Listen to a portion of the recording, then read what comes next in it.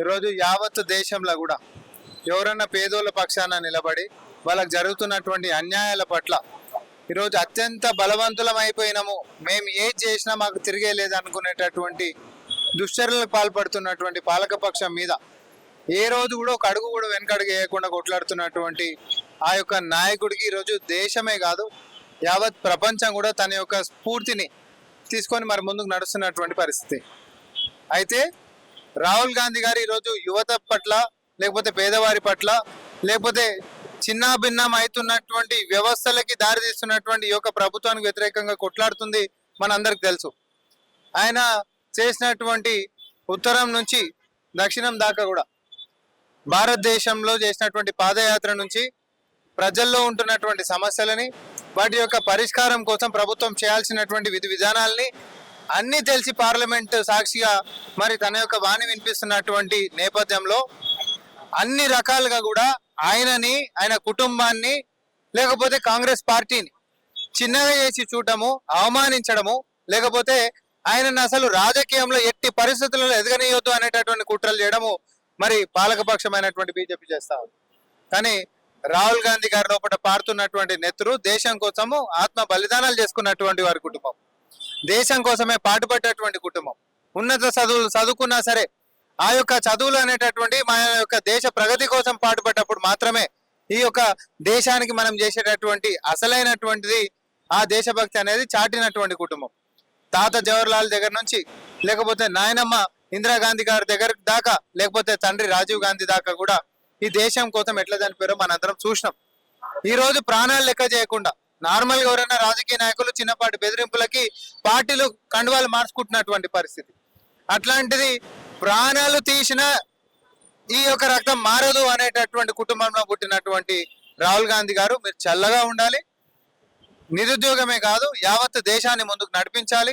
12 సంవత్సరాలుగా అధోగతి పాలైనటువంటి దేశం యొక్క దాని భవిష్యత్తు ప్రధానమంత్రిగా మీరు మారి పూర్వ వైభవం తీసుకొని రావడానికి మీ వెనకాల సైన్యం లెక్క, సైనికుడు లెక్క సన్నద్ధమై మేమందరం కూడా నిలబడతామని చెప్పి మరొకసారి తెలియజేసుకుంటాం. మన రాష్ట్ర యువతకి మీరు రాహుల్ గాంధీ బర్త్డే సందర్భంగా ఫ్యూచర్ పీఎం గా చూడాలంటే ఎలాంటి ఆలోచన ముందుకు వాళ్ళు పిలిపిస్తారు?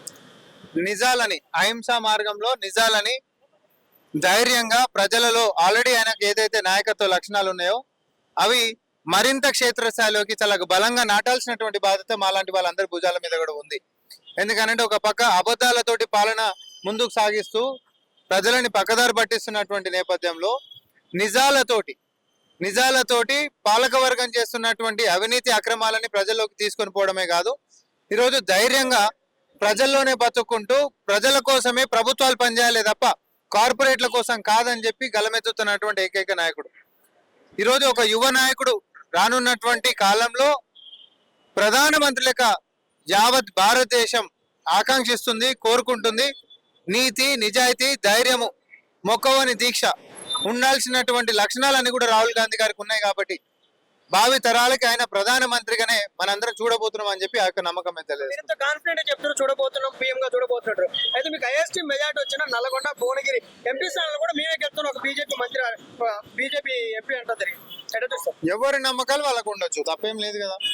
ఇప్పుడు నేనేమంటున్నా, మేము గెలుస్తాం అనేటటువంటి నమ్మకం వాళ్ళకు ఉండొచ్చు, దేశవ్యాప్తంగా మేమే గెలుస్తాం అనేటటువంటి నమ్మకం మాకుంది. ఒకప్పుడు మీరు గమనించుకోండి, 2014 పార్లమెంట్ లో బీజేపీ సీట్లు ఎంత, 2019 ఎట్లా, 2023 ఎంత, 2019కి 2024కి వచ్చేసరికల్లా 400 దాడతామన్నారు అన్నారా? మరి 240కి ఎందుకు పడిపోయారు? ప్రజల్లో వస్తున్నటువంటి చైతన్యం దీనికి సాక్ష్యం.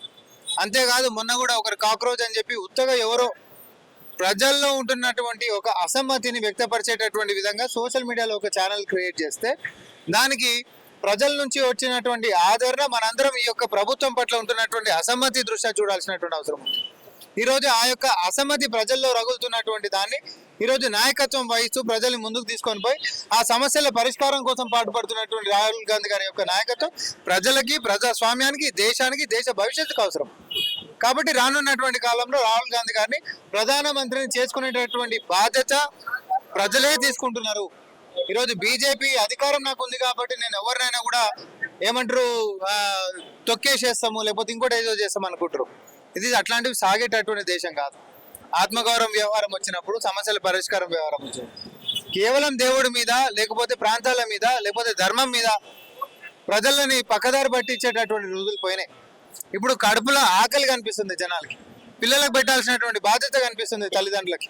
ఇప్పుడు దేవుడి పేరు మీద, ధర్మం పేరు మీద రాజకీయాలు చేసుకుంటా ఉన్న దేశ వనరులు మొత్తం కార్పొరేట్లకు దోషపెట్టేటటువంటి విధానానికి ఈరోజు ప్రజలు మొత్తం కూడా వ్యతిరేకంగా ఉంటున్నటువంటి నేపథ్యంలో ఒక పక్క దేవుడి ధర్మాన్ని కాపాడుకుంటూ ప్రభుత్వ బాధ్యత అయి పేదవారిని లేకపోతే మధ్య తరగతులని కాపాడాల్సినటువంటి బాధ్యత ప్రభుత్వం మీద ఉంటుందని చెప్పి రాహుల్ గాంధీ గారు గుర్తు చేస్తా ఉన్నాం. రాష్ట్రాలలో చూసుకుంటే కొన్ని రాష్ట్రాల్లో అక్కడ ప్రభుత్వం అధికారం కోల్పోయిన ప్రాంతీయ పార్టీల నుంచి ఎంపీలు కానీ ఎమ్మెల్యే కానీ బీజేపీ తీసుకోవడం ఏంటో చూస్తారు. తీసుకొని అల్టిమేట్ గా కూడా ప్రజలు కదా ఓట్లు వేసేది.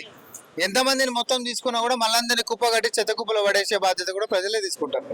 ఇప్పుడు పాలన అనేటటువంటిది ఒక వ్యవస్థ ఇంకో పార్టీలకి గుంజుకున్నంత మాత్రం అయిపోదు. ప్రజల్లో వస్తున్నటువంటి తీవ్రమైనటువంటి అసంతృప్తి దృష్ట్యా ఈరోజు బీజేపీ చేస్తున్నటువంటి ఇన్ని ధరలు పెరుగుతున్నాయి అబ్బా, ఎంతమంది మాట్లాడుతారు? రాహుల్ గాంధీ గారు తప్ప. నీట్ పరీక్ష పత్రాలు లీక్ అయినాయి, ప్రశ్న పత్రాలు ఎంతమంది మాట్లాడుతుండ్రు? అరే పెట్రోల్, డీజిల్, గ్యాస్ ఎంత పెరుగుతున్నాయి మనం చూస్తున్నాం కదా. ఈరోజు బయటికి పోయి తిందామంటే మీల్స్ లో కనీసం డీప్ ఫ్రైలు ఇయ్యలేనటువంటి పరిస్థితికి వచ్చింది. నూనె గిట్ ఎంత పెరిగింది, కమర్షియల్ గ్యాస్ సిలిండర్ ఎంత పెరిగింది. అరే నీకు 5 నెలల్లో 1550 రూపాయలు ఒక సిలిండర్ మీద పెరుగుతాడు, సామాన్యుడు ఎట్లా బతకాలి? అది పశ్చిమాసియాలో ఆర్థిక సంక్షోభం వల్ల, యుద్ధం వల్ల అంట కదా. దానికి ఇప్పుడు దగ్గర నెల రోజుల ముంగటనే ఆల్రెడీ బాగా తగ్గిపోయినాయి. నీకు క్రూడ్ ఆయిల్ అనేది భారీగా తగ్గిపోయింది. పెరిగింది కాబట్టి పెంచినామని చెప్పి మాట్లాడుతున్నాం. మరి భారీగా తగ్గింది కదా, ఎందుకు తగ్గిస్తలేరు? ఇది మీలాంటి వివేకులైనటువంటి జర్నలిస్టులు అడగాలి. ఇంతగానం తగ్గింది కదా, మరి తగ్గినప్పుడు అందుకని అంటున్నా, సుమారు 44 లక్షల కోట్ల రూపాయలు కేవలము పెట్రోల్, డీజిల్, పెట్రోలియం ప్రొడక్ట్స్ మీద ట్యాక్సుల రూపకంగా ఈ బీజేపీ ప్రభుత్వం దోసుకదిన్నది. మరి నేను ఒకటి అడుగుతున్నా బ్రదర్, ఈ రోజు పెరిగినాయి కాబట్టి మొన్న పెంచినావు. అంతకంటే ముందు $29 పర్ బ్యారెల్ కూడా అంత తక్కువకి వచ్చింది. మరి ఆ రోజు మనకు తగ్గించాల్సినటువంటి బాధ్యత ఉండే కదా. అంటే పెట్రోలియం ఆ కంపెనీలకి నష్టం మొదలవుతుంది అన్నప్పుడేమో భారం అంటే ప్రజల మీద వేస్తాడంట. వాళ్ళకి $29 బ్యారెల్ వచ్చినప్పుడు బ్రహ్మాండమైన లాభాలు లక్షల కోట్ల సంపాదిస్తున్నప్పుడు మరి ఎందుకు ఆ లాభం ప్రజలకి ఇవ్వలేదు?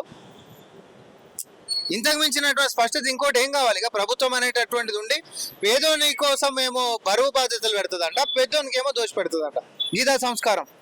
పెద్దోడి దగ్గర బాగా సంపాదిస్తున్నోడి దగ్గర పన్నులు తీసుకొని పేదోడి యొక్క బతుకులు నిలబెట్టాలి, కానీ పేదోడి యొక్క నటి విరిచేసేసి పెద్దోడికి మాత్రం నేను ఏమంటారు కిరీటం పెడతానంటే ఇది ప్రజాస్వామ్యం కాదు, భారతదేశపు స్ఫూర్తి అంతకంటే కాదు. ఫైనల్ గా బీజేపీ అఖండ భారత్ తో ముందుకు పోతుంటే కాంగ్రెస్ తో ముందుకు పోతుంది. ప్రాంతీయ పార్టీలన్నీ తమ నుంచి పోయిన తృణమూల కాంగ్రెస్ కానీ, ఎన్సీపీ కానీ, ఇతర పార్టీలన్నీ కూడా కలుపుకొని పొత్తులు కాకుండా, అంటే గతంలో పొత్తులు ఉండే ఇప్పుడు పొత్తులు కాకుండా విలీనం చేసుకుని చేసే ముందుకు పోతున్నాడు. దాని నిజమే. ఇప్పుడు ఈ ఖండ గిండ అనేటటువంటిది మాట్లాడినప్పుడు ఖండాలుగా చీల్చిచ్చండి ఆడేటటువంటి రోజులు వచ్చింది అంటున్నాను నేను బీజేపీని. ఈ అఖండ భారత్ అంటే ఇక వాళ్ళు ఆఫ్ఘనిస్తాన్, పాకిస్తాన్ కూడా కలుపుకునే ఆలోచనలు వాళ్ళు చేస్తున్నట్టు. కేవలం దేశ ద్రోహులకు మాత్రమే అట్లాంటి ఆలోచనలు ఉంటాయి. మన మీద బాంబులు వేస్తున్నటువంటి, మన ప్రజలని ప్రాణాలు తీస్తున్నటువంటి కలుపుకుంటేనే అది అఖండ భారత్ అనేటటువంటి మ్యాప్ వస్తుంది. మీరు గమనిస్తే దాంతో ములాఖత్ అయ్యేటటువంటి నీచపు ఆలోచనలు మీలాంటి వాడుకుంటాయేమో, కానీ భారతదేశంలో పుట్టి ఈ మట్టిలో పెరుగుతున్నటువంటి వాడికి రక్తం మసులుతుంది. వాడు మన మీద వేస్తున్నటువంటి బాంబులు, మన ప్రజలని కొడుతున్నటువంటి గోళీలు కనిపిస్తాయి నాలాంటి వాడికి, మీలాంటి వాళ్ళకి. దేశభక్తి అనేటటువంటి ఉన్న ఏ ఒక్కడు కూడా పాకిస్తాన్ తోటి బీజేపీ వాడు కలుపుకొని అఖండ భారత్ అని మాట్లాడుతున్న ఆలోచన కూడా నేను వ్యతిరేకంగా ఉంటాను. నేను మళ్ళీ చెప్తా ఉన్నాను, ఈ రోజు ప్రజలని కాపాడేటటువంటి ఆలోచన చేయరా అని అంటే అఖండ భారత్ అని చెప్పి మాట్లాడుతావు. ఉన్న భారత్ని సగదిద్దు నువ్వు. ఫస్ట్ నువ్వు ఉన్న భారత్ని సగదిద్దా. దేశం అంటే అయితే మట్టి కాదు, ప్రజలే కదా. మరి ప్రజలు మొత్తం కూడా సామాన్యులు మొత్తము చతికిల పడిపోతురు, ఆర్థిక సంక్షోభంలోకి నెట్టబడుతురు, తిండి తికానే లేకుండా అష్ట కష్టాలు పడుతుండ్రు. ఒక్కనాడన్నా నువ్వు వాళ్ళ గురించి మాట్లాడింది లేదు. అదే కార్పొరేట్లకు మాత్రం లక్షల కోట్ల రూపాయలు లోన్లు వేవర్లు చేసేస్తావు. ఇక్కడ ఒక్కడొక 2 వీలర్ బండి కొనుక్కుంటే 2 నెలల కిస్తు కట్టకపోతే ఆయన ఇంటి ముంగడ వచ్చి నిలబడతారు. ఈ 2 వీలర్ బండికి ఇద్దరు వచ్చి నిలబడేటటువంటి వ్యవస్థ ఉన్నప్పుడు లక్షల కోట్లు దొబ్బ తింటున్న ముంగట ఎందుకు నిలబెడతలేడు? ఈ నటం నిలబడి ఉంటున్నాడు వాళ్ళని కాపాడనీకే. ఇట్లాంటి దరిద్రపు పరిపాలనని శుభం బోర్డు పలకాల్సినటువంటి అవసరం ఉంది. ఎందుకంటే కష్టం మన కడుపు దాకా వచ్చేసింది. ఈ రోజు ఆడదాకా వచ్చినాక కూడా బుర్రల చైతన్యం అనేది మొదలే కాలేదనుకో, నష్టపోయేది మనం మాత్రమే కాదు, భవిష్యత్తు తరాలు. బాధ్యత ఉంటున్నటువంటి భారత పౌరుల లెక్క ఈరోజు చైతన్యం ఉంటున్నటువంటి మీలాంటి జర్నలిస్టులు అందరూ కూడా మనందరం సంఘటితమై జరుగుతున్నటువంటి వాస్తవాలను ప్రజలకు చెప్పాల్సినటువంటి అవసరం ఉంది. తెలంగాణ గురించే నువ్వు అడిగినావు, నేను చెప్తున్నా. ప్యాడీ ఈ రోజు అందరికంటే ఎక్కువ ప్రొడక్షన్ ఇక్కడ జరిగింది, అవునా? మరి ఈడ కేటాయింపులు ఎక్కువ ఇవ్వాలా, తక్కువ ప్రొడక్షన్ ఎక్కువ యూసేజ్ ఉన్న అక్కడ యూపీ కాడ ఇస్తావా? నువ్వు ఏడు ఇవ్వాలి. ఈడ ఎక్కువ ఉత్పత్తి అవుతుంది, తక్కువ మంది తినేది ఉంది, ఎక్కువ మిగులుతుంది. కాబట్టి కేటాయింపులు ఈడు ఇవ్వాలి కేంద్రం. యూపీలో ఉందనుకో, వాడు ఎక్కువ కేటాయింపు కాదు, మనకంటే తక్కువ ఉత్పత్తి జరిగింది కానీ ఎక్కువ మంది ఉన్నారు తిననీకే, అంటే తక్కువ మిగులుతుంది కానీ వాళ్ళ కేటాయింపులు ఎక్కువ ఇస్తావు. ఈ ద్వంద్వనీతి ఏంటిది? మెట్రోలలో తిరుగురని ప్రధానమంత్రి వచ్చి మాట్లాడతాడు, మెట్రో ఎక్స్టెన్షన్ మాత్రం కాలాలకు కట్టెలు పెడతాడు. మూసి శుద్ధి చేయాలి, ప్రకృతి బాగుండాలని చెప్పి పెద్ద పెద్ద పలుకులు మాట్లాడతారు. కాళ్ళలో కట్టెలు పెట్టి మూసి ప్రక్షాళన జరగకుండా ఆపేసేయాలి. ట్రిపుల్ ఆర్ కేంద్రం నేషనల్ హైవే కింద చేసేటటువంటిది ఎందుకైతే లేదు? బీజేపీ 12 ఏళ్ళు కేంద్రంలో అధికారంలో ఉంటే తెలంగాణ కొరగబెట్టింది ఏందో ఒకటి చెప్పు, రెండు ఒకటని చెప్తుండా.